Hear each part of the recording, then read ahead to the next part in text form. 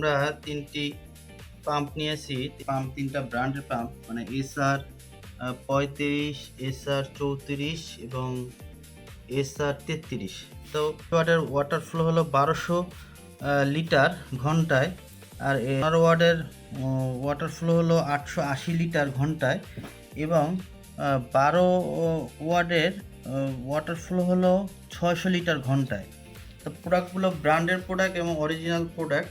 তো দেখুন এটার সাথে পাইপও দেওয়া আছে।